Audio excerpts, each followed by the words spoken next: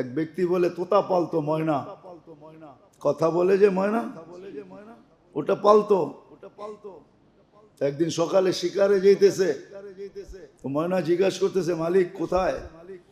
শিকার করতে চাই। বলে কোথায় যাবে? কয় জঙ্গলে।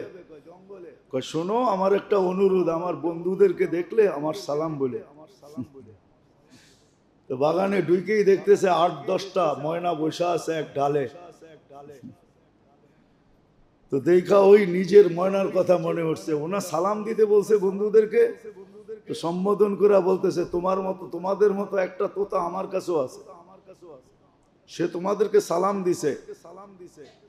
তো বলতে দেরি, 10-12টা ডালের থেকে ওই মুহূর্তে পুরা মরতে দেরি করে না,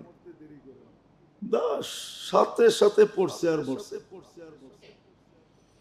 তো 10টাকে নাইরা চেরা উঠা, মনটা ভাঙ্গা গেছে যে ওর সালামে এমন কি বিষ ছিল মিলানো, যে বলতে দেরি মরতে দেরি হলো না, এক একটা কত দামি।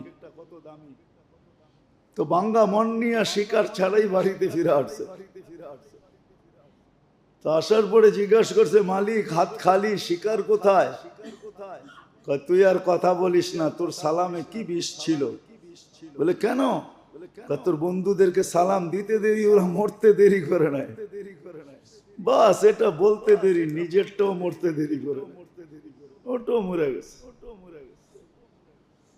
তো খাঁচা খুইলা সামনে রাইখা অনেকক্ষণ নাড়াচাড়া করে দেখছে, চোখের পানি ঝরায়, মরে গেছে, এখন আর কি করা যায়। যখন উঠা অন্য মনস্ক হয়ে দাঁড়াইছে, তো তোতা উইরা চালের উপরে যায় বসা পড়ছে, হাক্কা বাক্কা খায়া গেছে। এটা কি হইলো?